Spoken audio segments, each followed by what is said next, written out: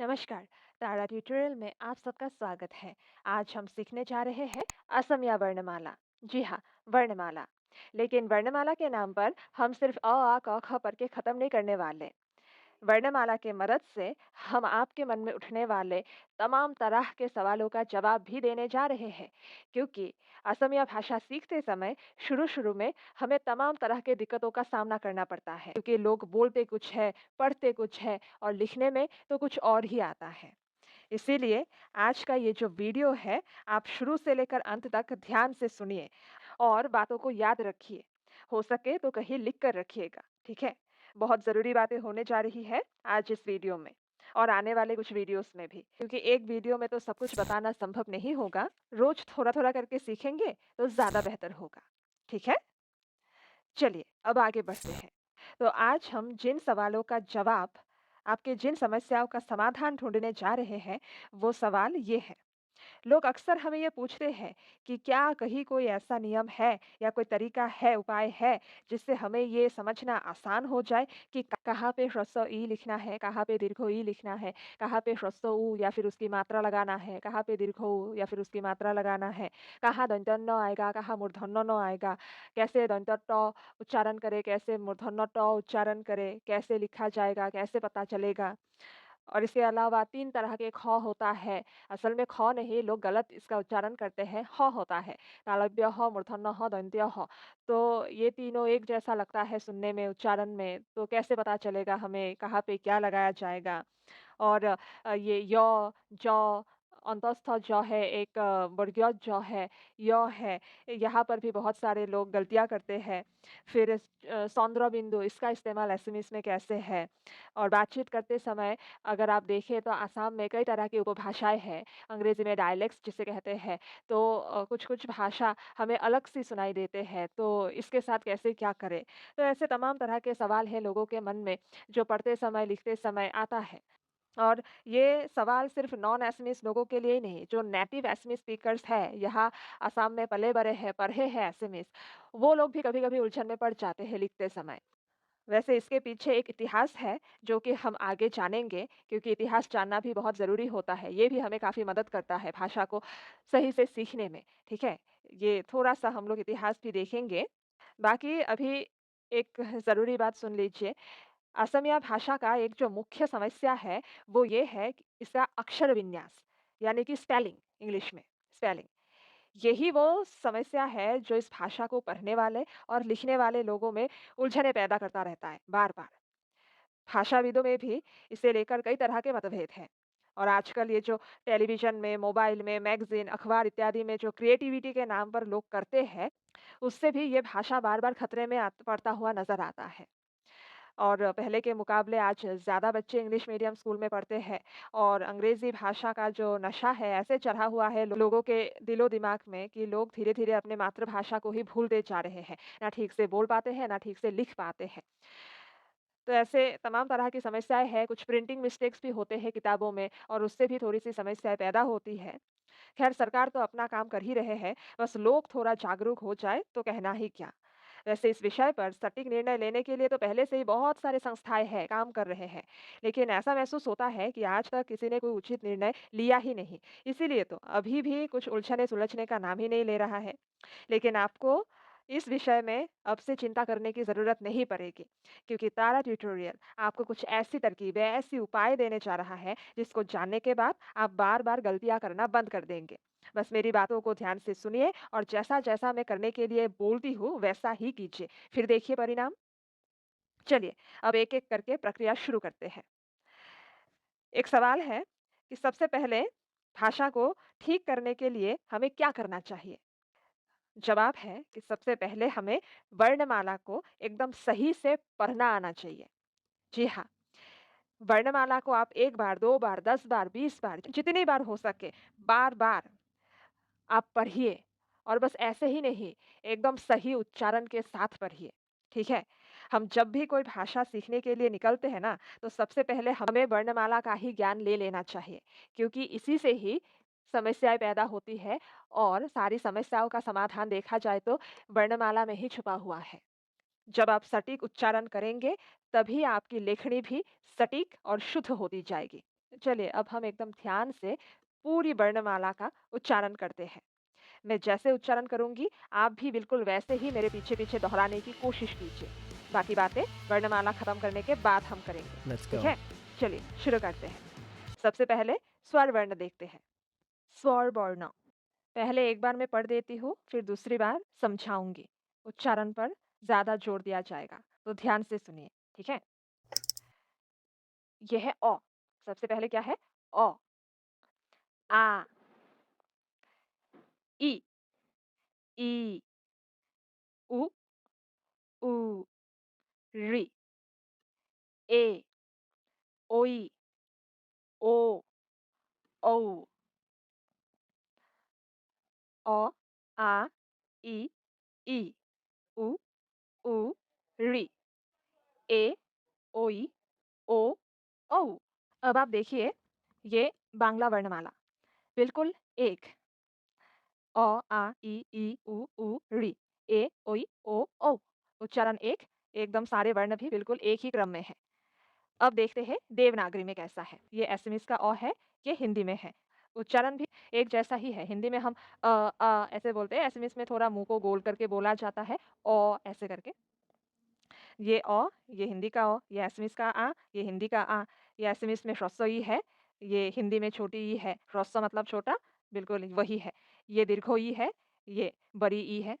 ये ह्रस्व ऊ है, ये छोटा ऊ है, ये दीर्घ ऊ है, ये बड़ा ऊ है, ये ऋ एसएमएस का और ये ऋ हिंदी का। फिर ये ए और ये ओई का उच्चारण और यहाँ पे हिंदी में उच्चारण थोड़ा अलग होता है, ये लेकिन वही है, ठीक है? अगर आप कोई शब्द लिखेंगे, अगर उसमें ये ऐ देना है, तो एसएमएस में ये देंगे, हिंदी में ये देंगे, मतलब वही है, ठीक है? उच्चारण बस अलग है, शक्ल बस अलग है। बस दिमाग में बिठा लेंगे, ये छप जाना चाहिए, तो आसान हो जाएगा। ये ओ, औ, ये हिंदी में ये ऐसा। और हिंदी में ये 2 चीज़ है, अंग और अह, जो कि एसएमएस में भी है, लेकिन ये व्यंजन वर्ण में आता है, ठीक है? अब देखते हैं व्यंजन वर्ण। पहले एसएमएस का व्यंजन वर्ण पढ़ लेते हैं, फिर तुलना करते हैं हिंदी, संस्कृत, बांग्ला इन सब के साथ, ठीक है? क, ख, ग, घ, ङ, स, छ, ज, झ, ञ, ट, ठ, ड, ढ, ण, त, थ, द, ध, न, प, फ, ब, भ, म, ज़, र, ल, व, ह, ह, ह, ह, ख्य, ऋ, ढ़, य, त, अं, अः, अं। आपने अभी क्या देखा? मैंने जब ये वर्णमाला पढ़ा, मैंने इसको थोड़ा अलग से पढ़ा। मैंने इन वर्णों का पूरा नाम नहीं लिया, मैंने सिर्फ़ उच्चारण पर ध्यान दिया, ठीक है? जैसे ये जो मैंने अंग, अह बोला है, ये इसका उच्चारण है। ये जब हम शब्दों में लिखेंगे तो ये इससे कैसी ध्वनि निकलेगी, वो समझने के लिए मैंने बिल्कुल उसी ध्वनि को निकाला है, ठीक है? वैसे इसका नाम है अनुस्वार और ये है विसर्ग और ये सौंद्र बिंदु, हम जानते हैं, है कि नहीं? लेकिन मैंने क्या किया, मैंने जो ध्वनि निकाला है, ये इसलिए निकाला है ताकि आपके लिए समझना आसान हो जाए। आप जब कोई शब्द पढ़ेंगे, तब आपको सही उच्चारण करने में मदद मिले। चलिए, एक बार फिर से मैं पढ़ के सुनाती हूँ, अगर पहली बार कुछ रह गया हो, तो इस बार साफ़ हो जाएगी। सबसे पहले जो क्या करूँगी, जहाँ यहाँ जितने भी अक्षर हैं, उन सबका जो असली नाम है, उन नामों से इनको पढ़ूँगी और उसके बाद सिर्फ़ ध्वनि का उच्चारण करूँगी, क्योंकि लिखते समय हमें सिर्फ़ ध्वनि चाहिए ना कि उच्चारण सही होना चाहिए। उच्चारण अगर हम सही से करेंगे, तो हम जब लिखेंगे तब एकदम सही से लिख पाएँगे, ठीक है? और बाकी ये जो समस्याएँ हैं, जो शुरुआत में हमने जो सवाल देखे हैं, कहाँ पे ई लगाएँगे, कहाँ पे ऊ लगाएँगे, दंत्य न, मूर्धन्य न का, ये 3 ह का, इन समस्याओं का भी समाधान निकालेंगे, लेकिन पहले हम वर्णमाला को ठीक से पढ़ेंगे, ठीक है? स्वर वर्ण अ, आ, ह्रस्व इ, दीर्घ ई, ह्रस्व उ, दीर्घ उ, ऋ, ए, ओइ, ओ, औ। व्यञ्जन वर्ण क, ख, ग, घ, ङ। प्रथम स, द्वितीय स, वर्गीय ज, झ, ञ। मूर्धন্য ट, मूर्धন্য ठ, मूर्धন্য ड, मूर्धন্য ढ, मूर्धন্য न। दन्त्य त, दन्त्य थ, दन्त्य द, दन्त्य ध, दन्त्य न, प, फ, ब, भ, म, अन्तस्थ ज, र, ल, व, तालव्य ह, मूर्धन्य ह, दन्त्य ह, ह, क्ष, डरेर, ढरेर, य, हसन्त त, अनुस्वार, विसर्ग, चंद्रबिंदु। बस ये अंग और अह जो था ये यही है, अनुस्वार और विसर्ग। ठीक है। और संस्कृत का जो वर्णमाला है वहाँ स्वर वर्ण में 2-4 अक्षर और है, लेकिन उसका असमिया में कोई प्रयोग नहीं है, कोई शब्द नहीं है, तो उन वर्णों को भी नहीं रखा गया है। अब हमने इन सब का पूरा नाम जान लिया। अब फिर से मैं ध्वनि का उच्चारण करूँगी। जब हम लिखेंगे तो यही चाहिए होता है ना, तो इस बार अच्छे से सुन लीजिए, दिमाग में बिठा लीजिए। 2-2 बार करके पढ़ते हैं।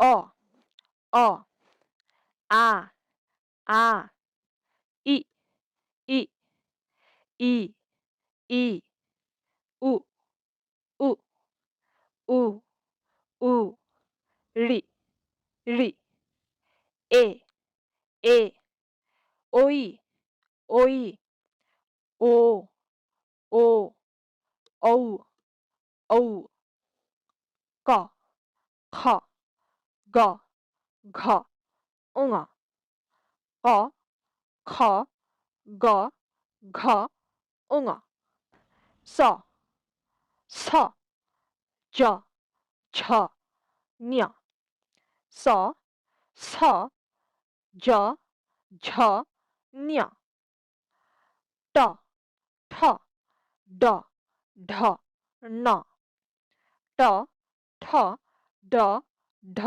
न, त, थ, द, ध, न, त, थ, द, ध, न, प, फ, ब, भ, म, प, फ, ब, भ, म, ज, र, ल, व, ज, र, ल, व, ह, ह, ह, ह, ह, ह, ह, ह, क्ष, ऋ, ऋ, य, क्ष, ऋ, ऋ, य, त, अं, अः, अं, त, अं, अः, अं। तो ये है इन सारे वर्णों का उच्चारण। ध्यान से सुनिएगा और जितना हो सके एकदम सटीक उच्चारण करने की कोशिश कीजिएगा। अब यहाँ कहाँ-कहाँ मुसीबत आता है, ये जो प्रथम स और द्वितीय स है, ये अक्सर लोग एकदम एक जैसा उच्चारण करते हैं, स। अलग मतलब इसमें कुछ भी फ़र्क नज़र नहीं आता है। लेकिन ध्यान से अगर आपने सुना होगा मुझे, तो आप पहले वाला जो है प्रथम स इसको स उच्चारण करेंगे, स, स, स। और जो दूसरा वाला है द्वितीय स, इसको स उच्चारण करेंगे, स, स, स। कुछ फ़र्क ज़रूर मिला होगा आपको, स, स, स, स। ठीक है? अब जो ये वर्गीय ज है, नीचे भी आपको एक ज दिख रहा होगा अंतस्थ ज, लेकिन मैंने क्या बताया है आपको, ऊपर ज उच्चारण किया है, नीचे ज़ उच्चारण किया है। ऊपर J-O ज, नीचे Z-O ज़। ऐसे उच्चारण करेंगे तो लिखने में आसानी होगी, गलतियाँ कम होगा। ठीक है? लिख कर रखिए। और ये जो अंतस्थ ज है, यहाँ पे लोग एक और गलती करते हैं। इसको ज़्यादातर लोग य समझ लेते हैं। खासकर जो हिंदी भाषी है, वो लोग ज़्यादा ये गलती करते हैं। ये क्योंकि ये देवनागरी लिपि में, हिंदी में यहाँ पे य है। बिल्कुल ऊपर जितने भी वर्ण हैं वो तो एकदम एक जैसे क्रम में है, लेकिन ये जो है य आ जाता है, लेकिन एसएमएस में यहाँ ये य नहीं, ये अंतस्थ ज़ है। तो ये गलती आपको नहीं करनी है, ये ज़ है, ज़ है, ज़ है। पूरा याद कर लीजिए इसको अच्छे से। और य कहाँ है? य है यहाँ, नीचे। ये ज़ के नीचे अगर आप डॉट लगा देंगे तो य बनेगा। ये है एसएमएस में य। ये बहुत लोग गलती करते हैं। यहाँ इसको अंतस्थ ज़ को य समझ लेते हैं और लेकिन एसएमएस में ऐसा नहीं है। जिसके नीचे ये डॉट है, ये है य। ठीक है? और ये जो बरगद ज है और यहाँ जो ग है, यहाँ पर भी लोग गलती करते हैं। पता नहीं क्यों मुझे ये बात नहीं समझ में आती, ग में क्या ज जैसा है? लेकिन लोग बार-बार बहुत सारे लोगों में मैंने देखा है, ग को ज उच्चारण करते हैं। अब ये समस्या क्यों उत्पन्न होती है, ये मुझे नहीं पता, क्योंकि मुझे तो इसमें कुछ भी कोई भी समानता नहीं दिखता। ज एकदम अलग है, इसका रूप ही अलग है, ग एकदम अलग है, लेकिन फिर भी लोग गलती करते हैं।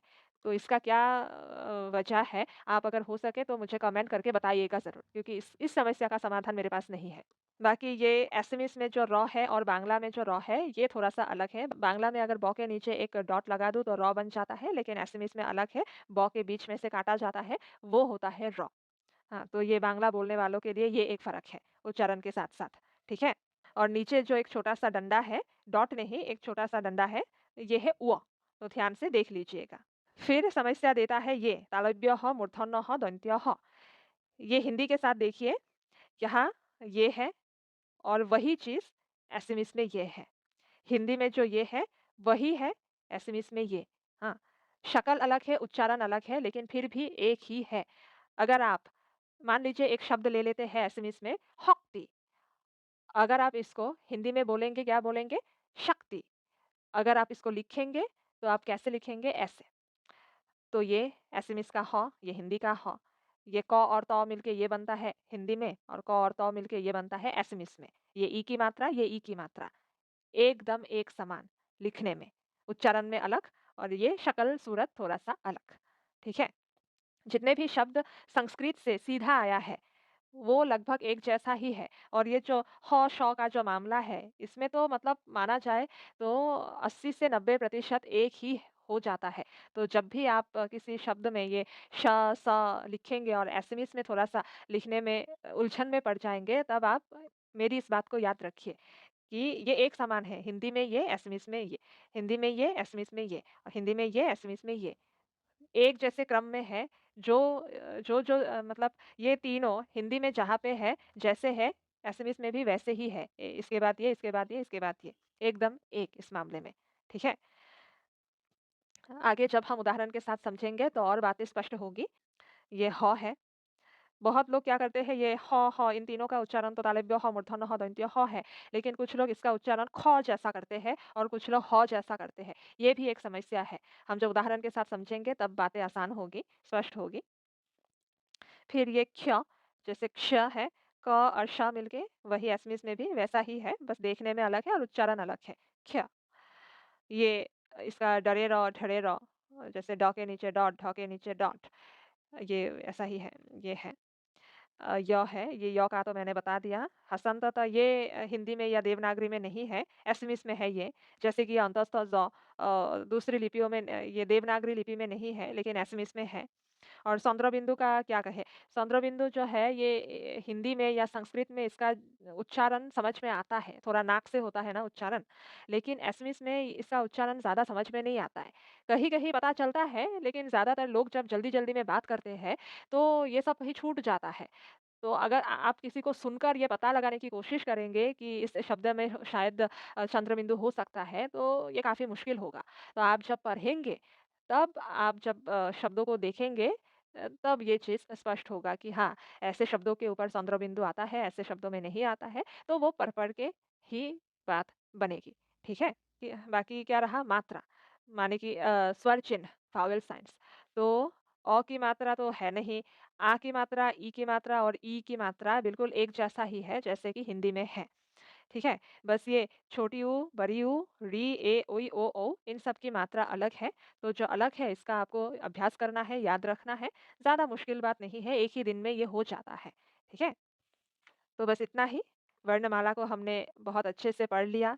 ध्वनि कैसा है, कैसे उच्चारण करना है, एक-एक बात को मैंने समझाया। कहाँ-कहाँ लोग गलती करते हैं। ये ग, स, स, ज फिर नीचे ये मूर्धन्य ट, दंत्य त यहाँ पर भी उच्चारण में फ़र्क है। मूर्धन्य ट का जो लाइन है, इसमें जितने भी अक्षर हैं, वो थोड़ा सख्त निकलता है हमारे मुँह से।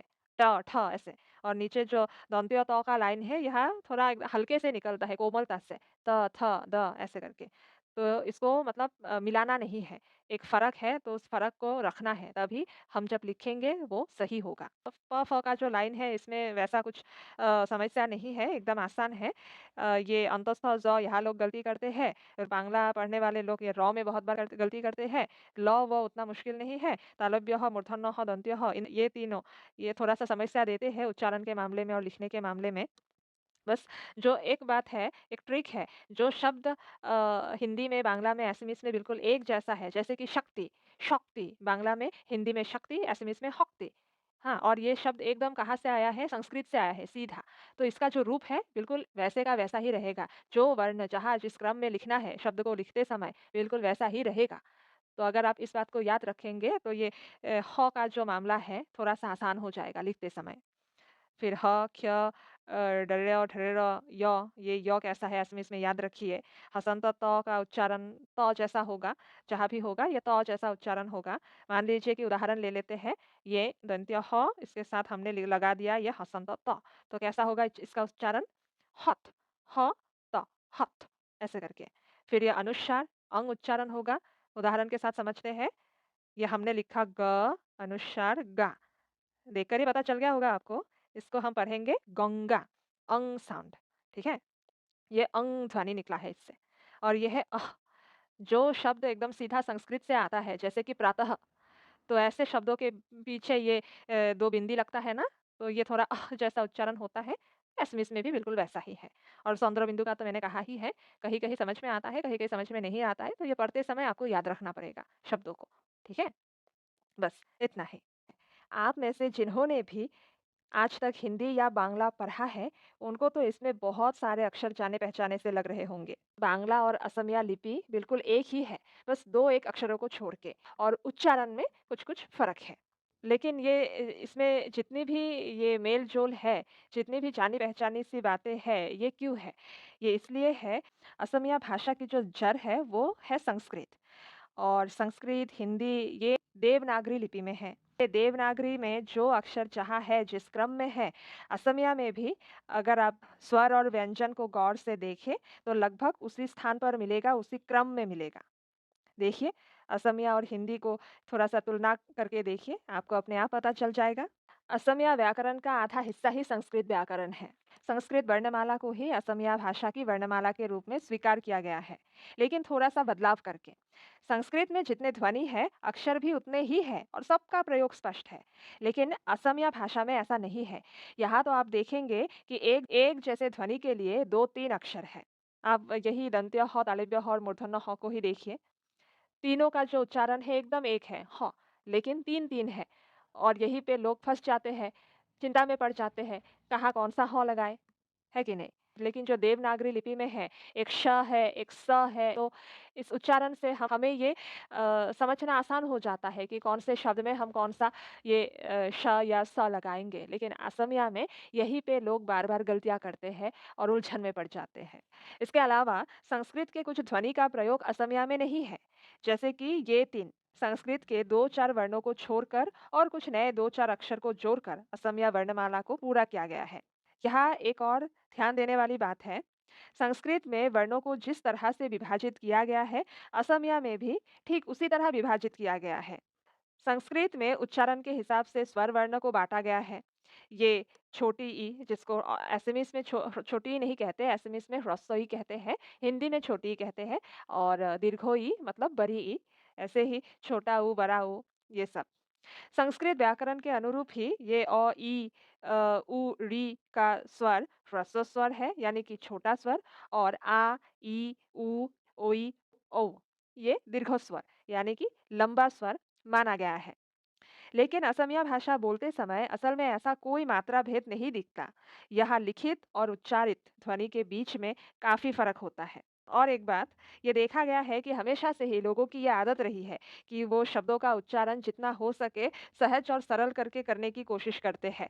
वो शब्दों के बीच में अगर कोई संयुक्त व्यंजन आ जाए और अगर किसी शब्द को उच्चारण करने में मुश्किल लगने लगे, तो लोग अपने हिसाब से थोड़ा-सा तोड़-मरोड़ के उसको आसान बनाकर बोलने की कोशिश करते हैं। और शायद यही वो कारण है जिसके वजह से समय के साथ-साथ धीरे-धीरे भाषाओं में परिवर्तन आने लगता है।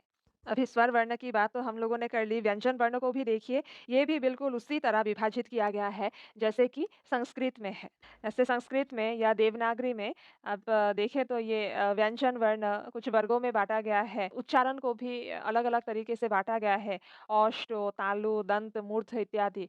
और बिल्कुल ऐसे ही देखिए असमिया में भी मूर्धन्य न, दंत्य न, कुछ उच्चारण हमारे होठों की मदद से निकलता है, कुछ तालु से निकलता है। तो यहाँ भी बिल्कुल ऐसे ही बाँटा गया है। लेकिन याद रखिए कि असमिया भाषा में जो शब्दों का उच्चारण है वो संस्कृत की तरह नहीं है, बहुत अलग उच्चारण होता है। ध्वनि भी संस्कृत से बहुत अलग है, लेकिन लेखनी में आपको संस्कृत का प्रभाव ज़रूर दिखेगा। जैसे कि हमने पहले कहा है कि असमिया में एक ध्वनि के लिए एक से अधिक अक्षर है, जिसकी असल में हमें ज़रूरत नहीं है, लेकिन भाषा की जननी का मान रखते हुए आज तक सब ऐसे ही चलता आ रहा है। काफ़ी सारे जो संस्कृत शब्द हैं, वो एकदम हूबहू उसी रूप में हमारे भाषा में आए हैं और आज तक प्रयोग में हैं। इसीलिए इसके मूल रक्षा हेतु संस्कृत वर्णमाला के कुछ गैर ज़रूरी वर्णों को भी असमीस में ग्रहण किया गया है और ये सबने स्वीकारा भी है। अगर अभी हम कुछ करने के लिए जाएँगे, बदलने की कोशिश करेंगे, तो शायद इसका अस्तित्व खतरे में पड़ सकता है। जो जैसा है, उसे वैसे ही रहने देते हैं। बस ध्यान इस बात का रखना है कि आगे और इसमें कोई अशुद्धि प्रवेश ना कर सके। दिन-प्रतिदिन इसका विकास ही होना चाहिए, विनाश नहीं। बस यही सबका लक्ष्य होना चाहिए। चाहे ये किसी का भी भाषा हो, कोई भी मातृभाषा हो, किसी भी प्रदेश या देश की भाषा हो, सबके लिए बिल्कुल एक ही नज़र रखना चाहिए। ठीक है? एक और बात, अगर हम असमिया भाषा को बोलते समय हिंदी या बांग्ला का अनुकरण करने लगे, जैसे हिंदी में या बांग्ला में उच्चारण किया जाता है, अगर हम असमिया भी वैसे ही उच्चारण करने लगे, तो इसका जो फल है, उसका स्वाद बिगड़ जाएगा। हमारे कानों को वो अच्छा नहीं लगेगा और असमिया भाषा का जो अस्तित्व है, जो खूबसूरती है, वो कहीं खो जाएगा। तो हमें ये पाप नहीं करनी है, ठीक है?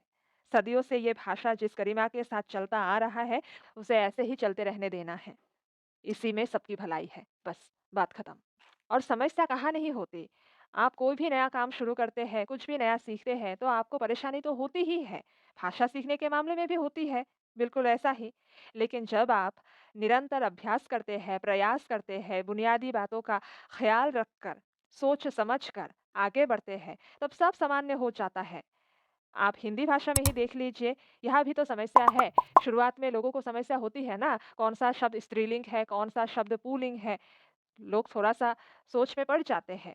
और अंग्रेज़ी भाषा को ही देख लीजिए, यहाँ भी तो बहुत सारे ऐसे शब्द हैं ना, जो हमें सोच में डाल देते हैं। जैसे कि ये, ये दैन, ये दैन। लगभग एक जैसा ही है, सुनने में भी एक जैसा ही है, लेकिन बस एक अक्षर यहाँ अलग है, तो इसका अर्थ भी अलग हो गया। ए वाला जिसमें है, इसका अलग अर्थ, ई जिसमें है, इसका एक अलग अर्थ।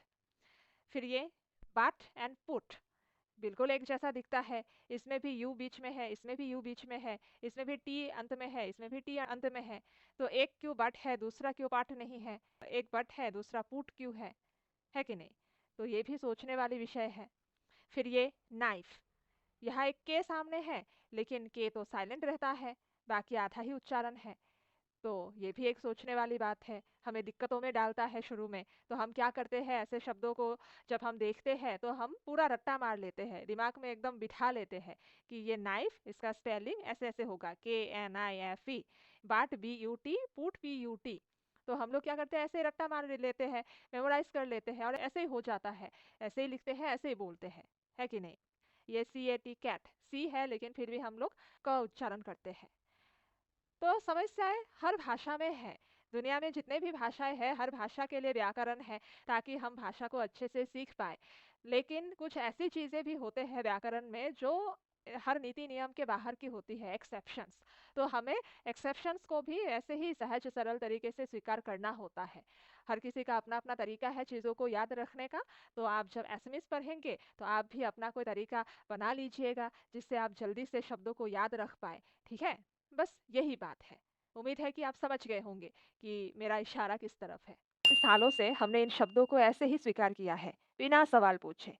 लिखते-लिखते, पढ़ते-पढ़ते, सुनते-सुनते, बोलते-बोलते, अब ये सब हमारे लिए आम बात हो गई है। तो बाकी भाषाओं में क्या समस्या है? आप अगर रोज अभ्यास करेंगे, दिल से सीखेंगे, तो ये भी आसान हो जाएगा। कोई बड़ी बात नहीं है। थोड़ा वैज्ञानिक तरीके से सीखिए, जैसे कि हम यहाँ जो तरकीबें, जो उपाय देते हैं, उन्हें अपनाकर देखिए। आधी समस्याएँ तो आज के आज ही खत्म हो जाएँगी। विचार करके देखिए। आज के लिए बस इतना ही। बाकी बातें हम अगले वीडियो में करेंगे। आज हमने जो सीखा है, वर्णमाला को जिस तरीके से सीखा है, आप इसको याद रखिए और जितनी बार हो सके उतनी बार अभ्यास कीजिए। ठीक है? जल्दी मिलते हैं। धन्यवाद।